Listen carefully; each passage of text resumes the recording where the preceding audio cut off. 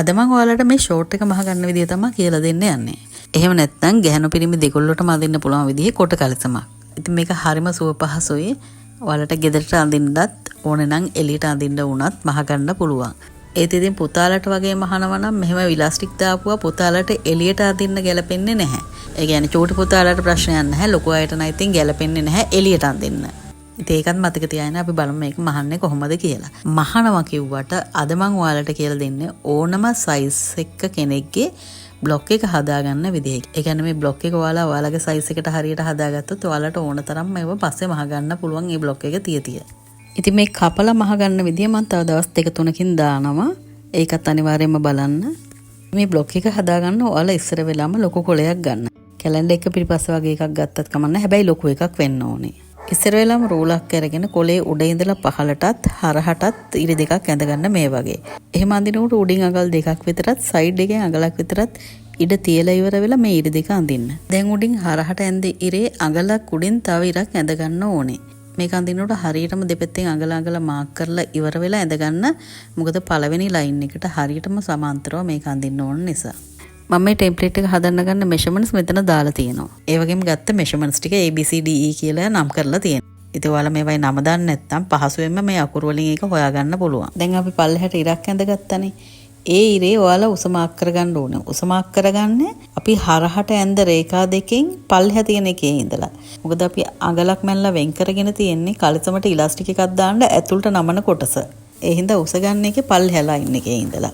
කල්සමේ උස දෙපැත්තෙම මාක් කරලා හරහට ඉරක් ඇඳගන්න. දැන් මේ පහලින් ඇඳගත්ත ලයින් එකේ ඉඳලා තව අඟලක් දෙපැත්තෙම මැනලා ඒ හරහත් ලයින් එකක් ඇඳගන්න. මේක අපි කල්සමේ වාටියට ඇතුළට නමන කොටස. ඊළඟට ආයෙත් ඉන රේඛාවේ ඉඳලා පහලට ඉනේ ඉඳලා උකුලට තියෙන උස මැනලා ඒකත් දෙපැත්තෙම මාක් කරගෙන ඒ හරහත් ඉරක් ඇඳගන්න. දැන් මම ගත්ත මෙෂර්මන්ට් එක අඟල් 8යි. ඒක මම දෙපැත්තෙම මාක් කරලා ලයින් එකක් ඇඳගන්නවා. අපි මේ ඇඳගත්ත ලයින්ස් මොනවද කියලා මාක් කරගෙන ඉමු. එතකොට ලේසියි. දැන් ඔයාලා ඉනේ ඉඳලා පහලට ක්‍රොච් උස දෙපැත්තෙම මාක් කරගෙන ඒ හරහත් ලයින් එකක් ඇඳගන්න. දැන් මගේ මෙෂර්මන්ට් එක අඟල් 11යි. මම ඒක මේ විදිහට මාක් කරලා ඉරක් ඇඳගන්නවා. ඒකේ අපි ක්‍රොච් කියලා ලියමු. ඊළඟට අපි උකුල වට ප්‍රමාණය හරියටම 4ෙන් බෙදා ගන්න ඕනේ. ඒක පහසුවෙන් කරන්න පුළුවන් මෙන්න මේ විදිහට. දැන් මම ගත්තේ අඟල් 34යි. අපි ටේප් එකේ අඟල් 34 තියෙන තැනට මෙන්න මේ විදිහට ටේප් එක දෙකට නවා ගන්නවා එක පැත්තේ ඉඳලා. කියන්නේ එක දෙක මාක් කරලා තියෙන පැත්තේ ඉඳලා. ඊට පස්සේ ඒක ආපහු දෙකට බෙදා ගත්තාම එන අගය තමයි මේකෙන් 4ෙන් 1. මට අඟල් 8මාරයි ආවේ. මම ඒ අඟල් 8මාර අපි හරහට ඇඳගත්ත හැම රේඛාවෙන් මේ විදිහට මාක් කරගෙන ඊට පස්සේ ඒ මාක්ස් ටික යා කරලා මේ විදිහට උඩ ඉඳලා පහළට ඉරක් ඇඳ ගන්නවා. ඊළඟට ඒ ඇඳගත්ත ඉරත් අපි ක්‍රොච් ලයින් එකත් කැපෙන තැන ඉඳලා අඟල් දෙකක් ඉස්සරහට මාක් කරගන්නවා මෙන්න මේ විදිහට. ඊළඟට අපි උඩ ඉඳලා පහළට ඇඳගත්ත ඉරත් හිප් ලයින් එකත් කැපෙන තැන ඉඳලා අපි ඇඳගත්ත මේ අඟල් දෙක ඉවර වෙන තැනට මෙන්න මේ විදිහට කර්වි ලයින් එකක් ඇඳ ගන්න. අතෙන් හරි ෆ්‍රෙන්ච් කර්ව් එක තියලා හරි මේක ඇඳ ගන්න පුළුවන්. දැන් මේ කර්වි ලයින් එකේ පහළ කෙළවරේ ඉඳලා ඒ කියන්නේ අපි අර අඟල් දෙක මාක් කරගත්ත තැන ඉඳලා පල්ලෙහා ලයින්ස් දෙක පහු කරගෙන යනකම් මේ විදිහට කෙලින් ඉරක් ඇඳ ගන්න පහළට. ඔන්න දැන් අපි ඉස්සරහා බ්ලොක් එක හදාගෙන ඉවරයි. දැන් මේ හැම එකටම මැහුම් වාසි තියන්න ඕනේ. ඒක අඟල් භාගයක් විතර තියන්න දෙපැත්තෙන් උඩින් අපි ඉලාස්ටික් එක නමන්නත් යටින් වාටිය නමන්නත් අඟල ගානේ තියලා තියෙන්නේ. ඒත් මේක ආපහු සැරයක් නමන්න ඕන හින්දා ඒ ඉරවල් දෙකින් එහා පැත්තට තව අඟල් භාගය ගානේ තියන්න. මම මේ කොළ පාටින් මාක් කරන්නේ මැහුම් වාසි තියෙන ප්‍රමාණය. මට මැහුම් වාසි තියන්න උඩින් චුට්ටක් ඉඩ මදි වුණා. ඒ නිසා තමයි මම ඔයාලට කිව්වේ අඟල් දෙකක් විතර දෙපැත්තෙම වැඩිපුර තියන්න කියලා. ඔයාලා මේ බ්ලොක් එකේ ඔයාලට මාක් කරන්න අමතක වුණ මොනවා හරි තියෙනවා නම් ඒ හැමදේම දැන්මම මාක් කරලා තියන්න.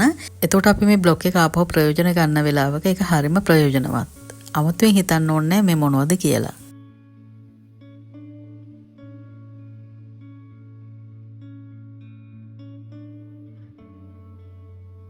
දැන් අපි මේක මේ මැහුම් වාසි තියාගත්ත කොළ පාට ඉරි දිගේ කපලා වෙන් කරගෙන ඉමු.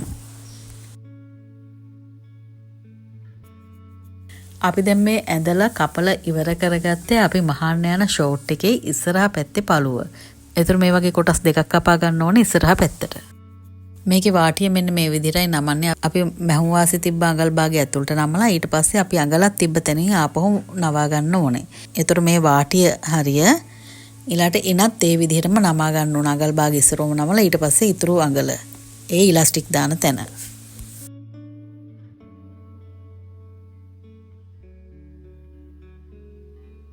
හරි අපි දැන් පිටිපස්සේ බ්ලොක් එක කපා ගන්න යන්නේ. ඒක නම් හරිම ලේසි.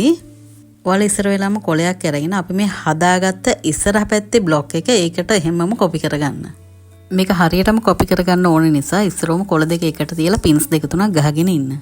ඊට පස්සේ අපි මේ ඉස්සරහ පැත්ත එහෙමම කොපි කරගන්න.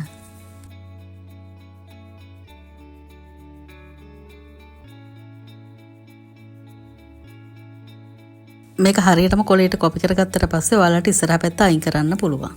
දැන් මෙතන ඉන්සීම් එක ළඟින් අඟල් දෙකක් එළියට මාක් කරන්න. ඊට පස්සේ අඟල් දෙක මාක් කරපු තැනින් ආපහු කෙලින් ඉරක් ඇඳ ගන්න.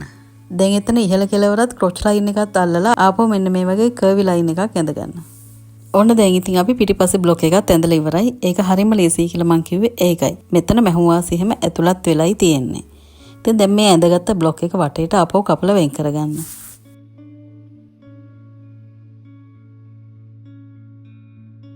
හරි මේ තියෙන්නේ අපි හදාගත්ත ඉස්සරහා පිටිපස්සේ පළු දෙකම. දැන් මේ කොටස් දෙක එකට තිබ්බම මෙන්න මේ විදිහටයි පේන්නේ. දැන් ඊළඟ වීඩියෝ එකෙන් මේ බ්ලොග්ස් පාවිච්චි කරලා මහපො ෂෝට් එක මම ඔයාලට අරන් එනවා. ඒක තව දවස් 2-3කින් දාන්නම්. එතකම් මාව subscribe කරලා share කරලා තියාගන්න. සුබ දවසක්.